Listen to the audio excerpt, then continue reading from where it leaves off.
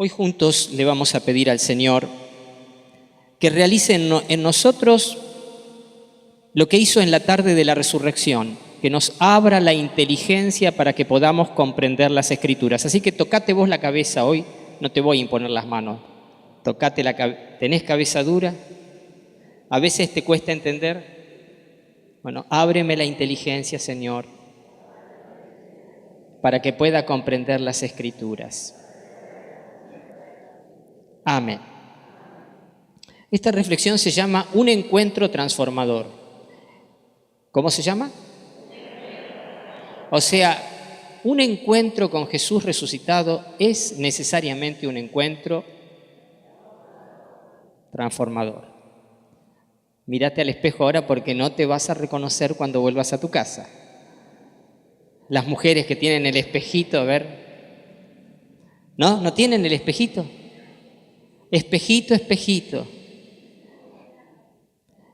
Fíjense que voy a desarrollar en primer lugar una clave para leer toda esta página del Evangelio, que es que hay dos fuerzas encontradas, dos fuerzas enfrentadas en nuestra vida. Dos fuerzas. Vamos a hacer los de este lado las fuerzas de la estabilidad. Digan. Ustedes son la estabilidad.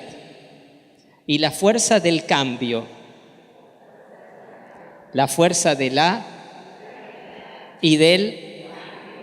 Así que cuando yo levante la mano para allá, ustedes van a decir cambio. Cuando levante la mano para acá, dicen estabilidad. A ver, practiquemos. Es para que estar atento.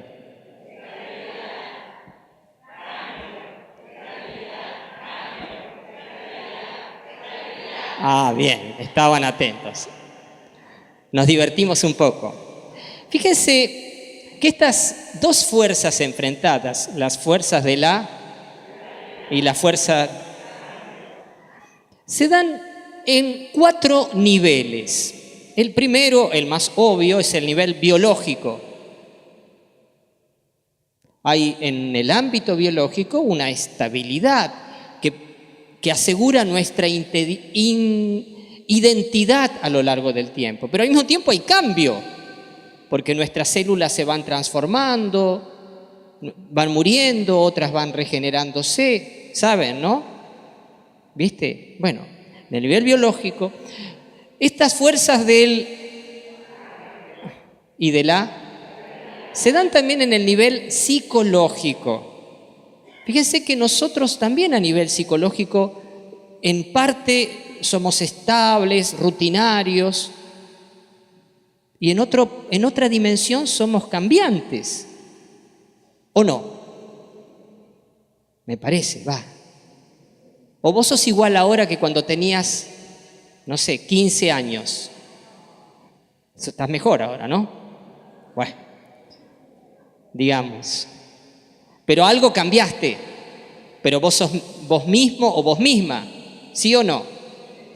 A nivel mental, a nivel psicológico, en lo que pensás, en tus hábitos. Fíjense, por ejemplo, la estabilidad y el cambio, por ejemplo, en los procesos de adicciones. Las personas que están tratando de recuperarse de una adicción, hay una fuerza de estabilidad que las mantiene en la adicción y hay una fuerza de cambio que las hace salir. ¿No es cierto? Los hábitos tienen que ver con la estabilidad.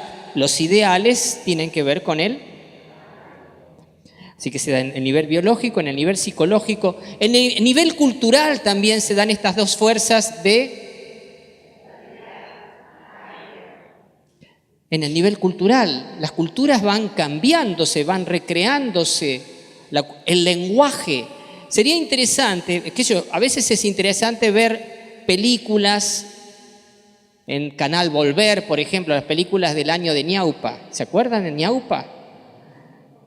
¿Alguno nació en la época de Ñaupa? Varios nacieron, ¿no? En el año de Ñaupa se hablaba de otra manera que ahora. Ahora, ¿podemos entendernos? Sí, nos podemos entender. Pero al mismo tiempo, por ejemplo, esto se nota es muy interesante cuando uno emigra de un país a otro y después vuelve a su país de origen y estuvo mucho tiempo sumergido en otro idioma, cuando vuelve no se da cuenta de que hubo cambios y habla con palabras. Me lo decía la hermana de un sacerdote belga, la primera vez que estuve en Bélgica, Francisquito, el padre Francisquito, me decía, cuando vuelve Francisquito, que está en Argentina desde el año 68, habla como nosotros hablábamos en la década del 60. Su lengua es el neerlandés, ¿no? Pero habla el neerlandés de los años 60, no el neerlandés de los años 2015. ¿Por qué? Porque él está sumergido en otro idioma. ¿Se dan cuenta? Entonces, hay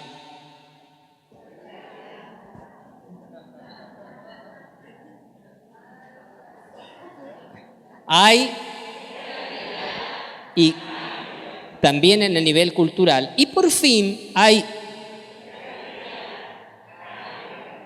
estas dos fuerzas enfrentadas en el nivel espiritual. Espiritualmente, el nivel más profundo del ser humano, el nivel de la apertura a Dios, también se da esa confrontación entre estas dos fuerzas. Pues bien, yo voy a decir algunas cosas sobre el cambio que van a ser interesantes. Primero, la estabilidad tiene que ver con la identidad. ¿Por qué está esa fuerza? Porque la fuerza de la estabilidad nos mantiene idénticos a nosotros mismos a lo largo del tiempo. En cambio, la fuerza del cambio tiene que ver con la vitalidad, con la vida, que es fuerza, que es cambio, que es energía, que va para adelante. ¿Se entiende? La estabilidad está con la identidad y el cambio está con la vitalidad. Fíjense también un detalle interesante. Las fuerzas del cambio prevalecen en la niñez y en la juventud, en donde todo es proyecto. Y de hecho, los mayores cambios acontecen cuando uno es niño y cuando uno es adolescente y joven. En cambio, las fuerzas de la prevalecen en la adultez. ¿Sí? Por eso hay, viste, un viejo podrido, vos lo encontrás dentro de 20 años y sigue siendo un viejo podrido. ¿Se entendió? No cambió nada. ¡Qué viejo podrido! Yo sé que están todos pensando en algún amigo.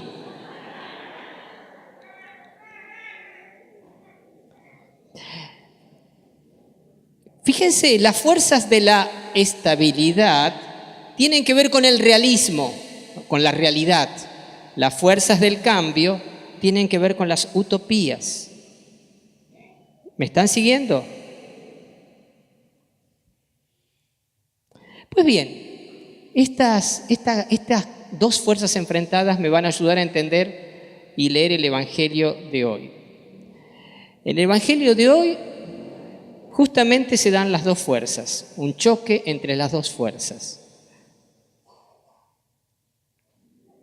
En el Evangelio de hoy se da un choque entre las fuerzas de la y del cambio.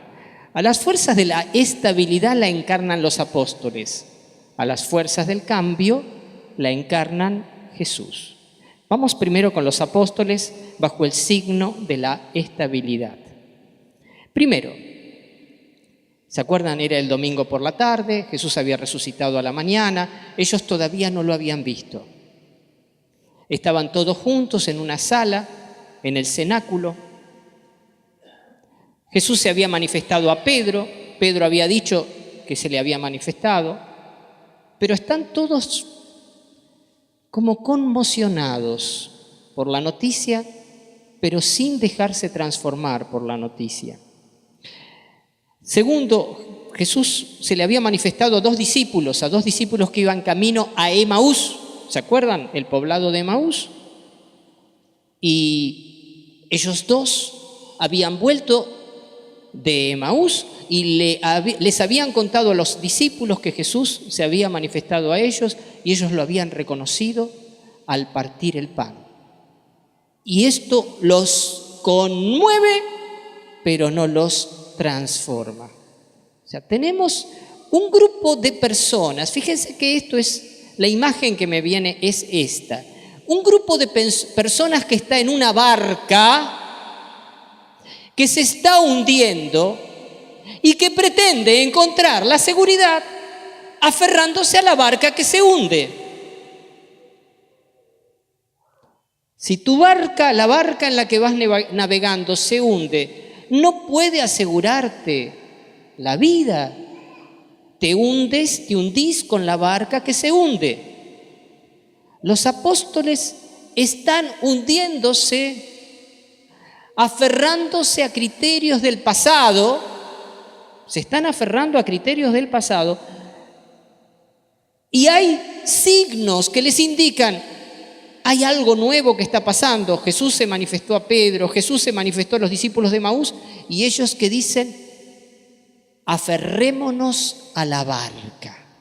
La barca se hunde, la barca se va a pique, pero aferrémonos, porque es más fácil aferrarse a algo tangible que a una noticia que aparentemente es irreal.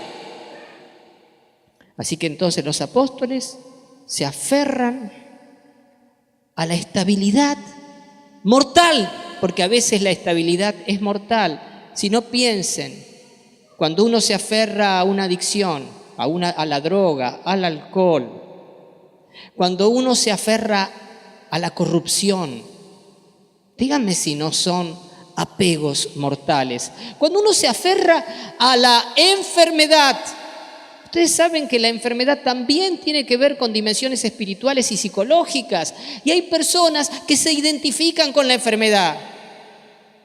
Yo soy esto, yo soy aquello, y se identifican, se presentan a sí mismos como personas enfermas, ando mal. Los apóstoles están bajo el signo de una estabilidad que los conduce a la muerte. Segundo, los apóstoles, fíjense, ven a Jesús, porque Jesús se les manifiesta. Esos que están aferrados a la barca que se hunde, ven a Jesús. ¿Y cómo decodifican lo que ellos están viendo? Lo decodifican como que están viendo un espíritu, un fantasma. No sabemos bien si un fantasma significa una proyección fantasmagórica o un fantasma significa un aparecido, como por ahí podía creerse en la antigüedad. Ellos lo vieron así, reventado, muerto, destrozado, aniquilado. Lo vieron así y ahora lo ven vivito y coleando. ¿Y qué piensan? No creen en la evidencia de sus propios sentidos. ¿Saben que cuando uno se niega a creer en la evidencia de los propios sentidos, está aferrado a un modo de pensar? Es imposible que haya resurrección. Por más que haya un muerto resucitado delante de mí, como es imposible que haya resurrección, lo que estoy viendo es falso.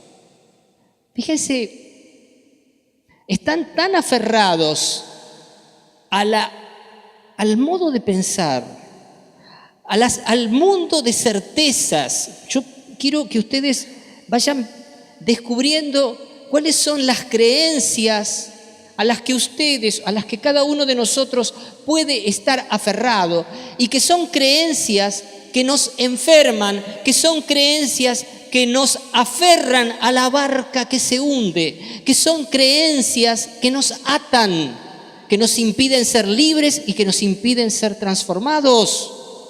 Tal vez haya alguna de esas creencias. Fíjense, Jesús había anunciado que Él iba a resucitar, sí, pero la resurrección no puede ser cierta. Nadie ha visto un muerto resucitado. Por tanto, si yo veo un muerto resucitado, eso es falso. Prefiero creerle a mi modo de pensar viejo, a la estabilidad, a las fuerzas de la estabilidad, que creerle a la evidencia de mis propios sentidos, porque es interesante, ¿no? Creerle a la evidencia de mis propios sentidos. Hay personas que dicen, no, pero los sentidos, mira, los sentidos nos lo dio Dios como el primer punto de encuentro con la realidad y el primer puente con el conocimiento. Están viendo a Jesús y creen ver un espíritu. ¿Se dan cuenta? ¿Alguna vez lo pensaron eso? Hay un punto siguiente. Jesús, ¿qué hace? Les muestra sus manos, sus pies, etcétera, y les dice, soy yo, un espíritu no tiene, etcétera, no tienen carne y huesos como ven que yo tengo. Un espíritu no tiene carne y huesos. Y escuchen lo que ocurrió ahí. Dice, era tal, qué frase tan bien lograda, era tal la alegría y la admiración de los discípulos que se resistían a creer. ¿Escucharon? Era al revés. Uno podría haber dicho, era tal la alegría y la admiración de los discípulos que se vieron empujados a creer, a tirarse del puente al río de la vida. No, era tal la alegría y la admiración de los discípulos que se resistían a creer. Al revés. Fíjate vos, ¿cuál es la imagen que expresa la actitud? Te empuja la vida a la fe y vos te aferrás. No, a mí no me van a llevar a la fe. Pero antes era por la desconfianza o por el apego a certezas. Acá, por la alegría y la admiración. Era tal la alegría y la admiración de los discípulos que se resistían a creer. Cuando leí esta frase me acordé de un dicho, no sé si alguna vez lo escucharon, es demasiado bello para ser cierto. ¿Lo escucharon alguna vez? Bueno, es demasiado bello o es demasiado bueno para ser cierto. O sea, hay gente que cuando vos le presentás algo lindo, algo hermoso, algo maravilloso, algo genial, es lindo, sí, la verdad, qué bueno que fuera, qué bueno que fuera verdad. A ver, ¿quiénes son jubilados? Levanten la mano. A ver, ¿quiénes ganan la mínima? Hay unos cuantos. Bueno, supongamos que yo te dijera, a partir de mañana vas a cobrar 20.000 pesos por mes.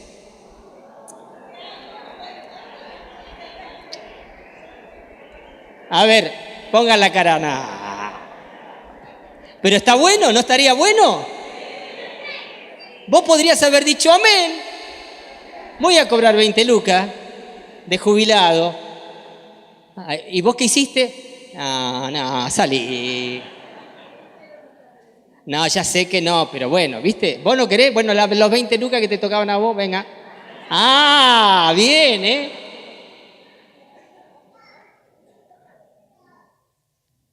Escúchenme, ¿se dan cuenta cuál es el género de pensamientos, de representaciones, de modos de ubicarse frente a la realidad que hay aquí?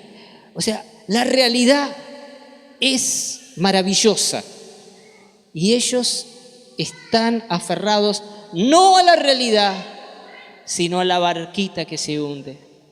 ¿Por qué? Porque en el fondo, ¿saben qué? Hay un viejo dicho que dice, más vale malo conocido. Lo conocían ese dicho. ¿Viste? Es un criterio de...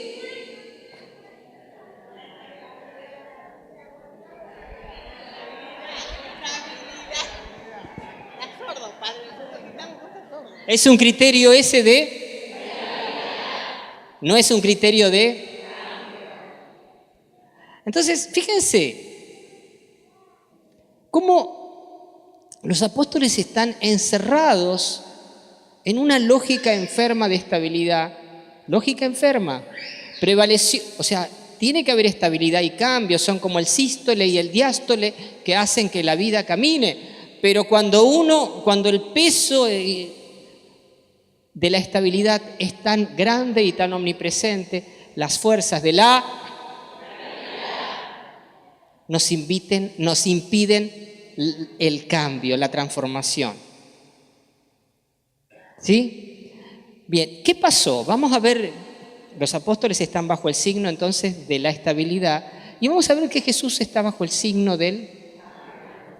Fíjense, hay dos cosas que hace Jesús, o tres, vamos a hacer tres, lo voy a repartir en 3 puntos. Primero, establece una evidencia de tal intensidad que es imposible negarla.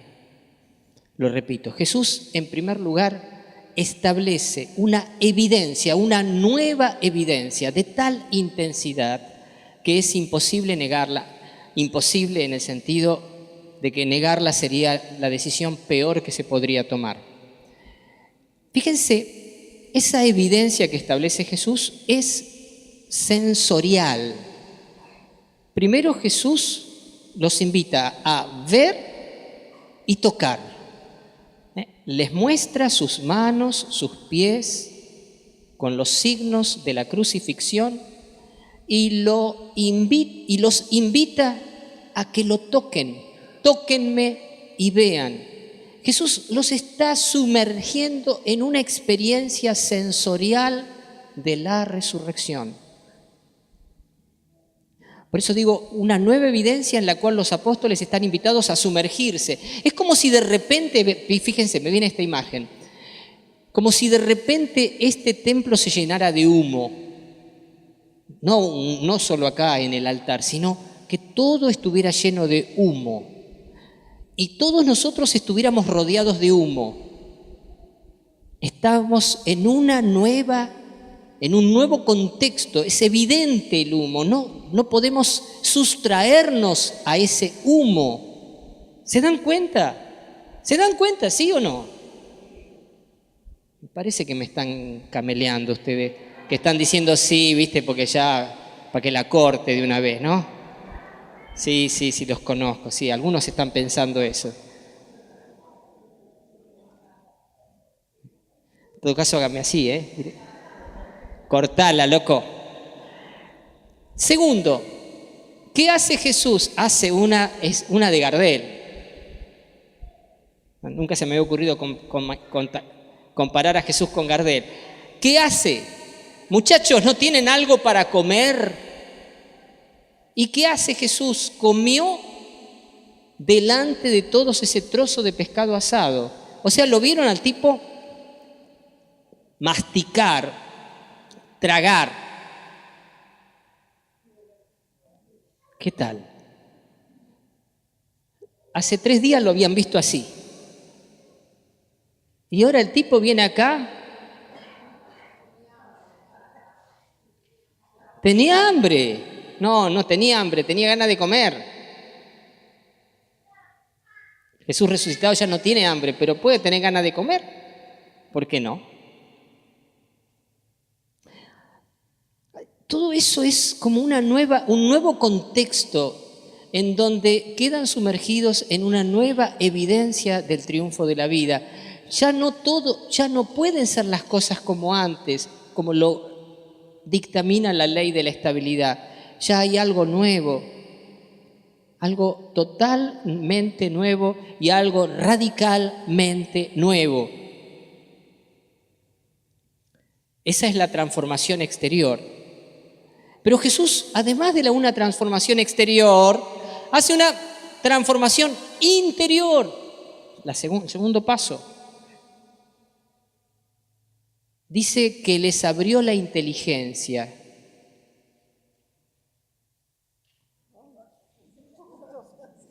Se te abrió fuerte la inteligencia a vos. Les abrió la inteligencia. No sé cómo lo hizo, ¿viste? Yo a veces quisiera ¿viste? ¿Quién encontró a alguien cabeza dura, viste, que no entiende? El tipo no entiende. ¿No encontraron nunca? Qué cabeza dura, no entiende. Le explicás una vez, 2 veces, 1000 veces y no entiende. Les abrió la inteligencia.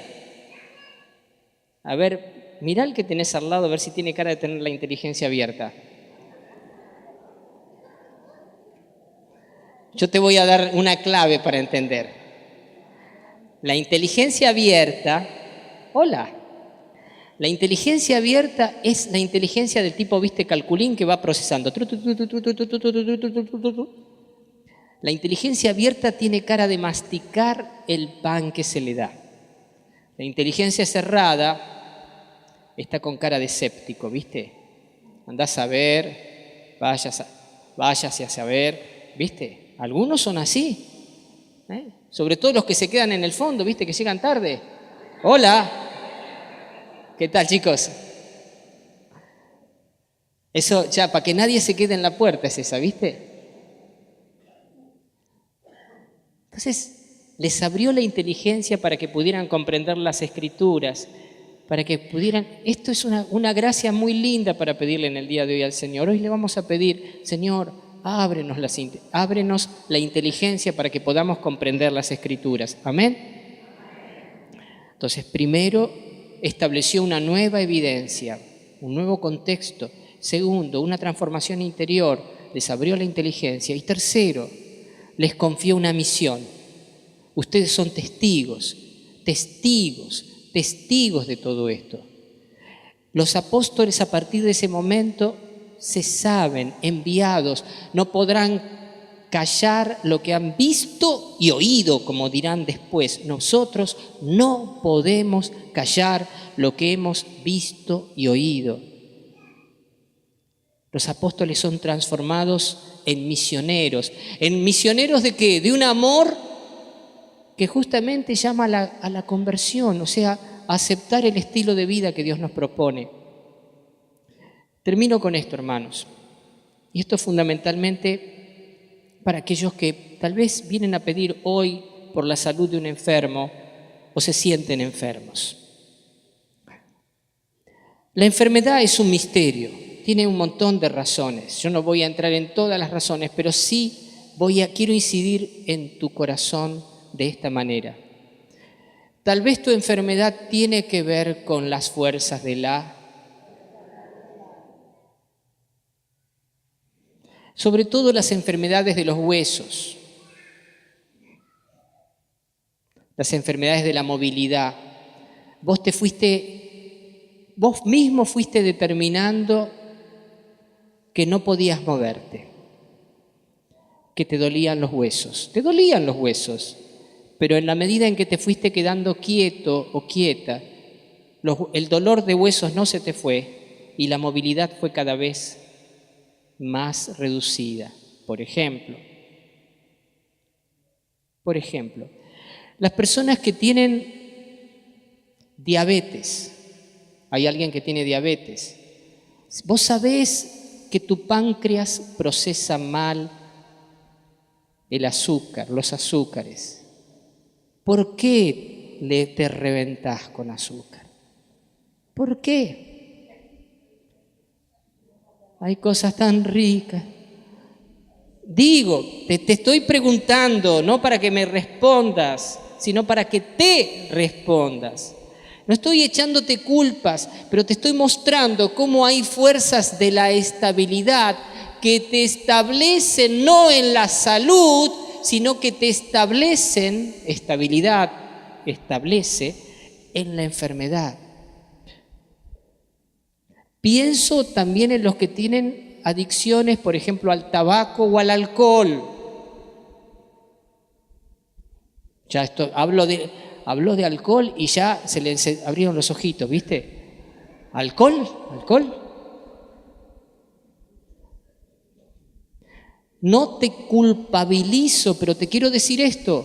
Fíjate vos si hay fuerzas vos si estás agarrándote al bote de tu vida, que en realidad es un bote que se está hundiendo.